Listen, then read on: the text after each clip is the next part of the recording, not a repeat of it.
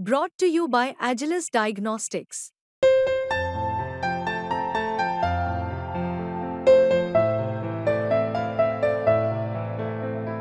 Agilus Diagnostics.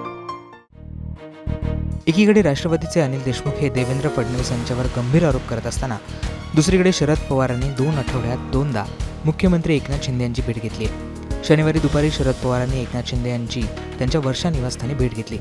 या भेटीचा तपशील समोर येऊ शकला नसला तरी विविध विषयांवर ही चर्चा झाल्याचं आता समोर आलंय। पवार आणि शिंदे यांच्या भेटीमुळे नव्या राजकीय चर्चा सुरू झाल्या।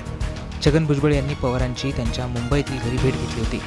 पवारांनी सध्या मराठा आणि ओबीसी आरक्षणावरून सुरू असलेल्या वादावर तोडगा काढावा यासाठी भुजबळांनी पवारांची भेट घेतली होती। त्यानंतर शरद पवारांनी मुख्यमंत्री एकनाथ शिंदे यांची भेट घेतली होती। या भेटीत पवारांनी मराठा आरक्षणाबाबत चर्चा केली होती।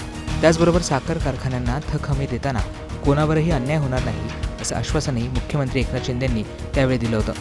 असं असलं तरी राज्य सरकारने नुकताच ज्या कारखान्यांना थक हमी दिली आहे त्यातून पवार गटाचे आमदार अशोक पवार, काँग्रेसचे आमदार संग्राम थोपटे आणि विधान परिषदेची निवडणूक लढवलेले विवेक कोल्हे यांच्या कारखान्याला कर्ज नाकारण्यात आलंय। त्यामुळे पवार नाराज असल्याच्या चर्चा आहेत। याच कारखान्यांच्या थकहमी संदर्भात चर्चा झाल्याचं देखील आता बोललं जात आहे। दरम्यान पवार आणि शिंदे यांच्या भेटीकडे राजकीय अर्थाने देखील पाहिलं जात आहे। एकीकडे फडणवीसांवर आरोप होत असताना पवार शिंदेंची भेट घेत असल्याने अनेक तर्कवितर्क आता लढवले जात आहेत।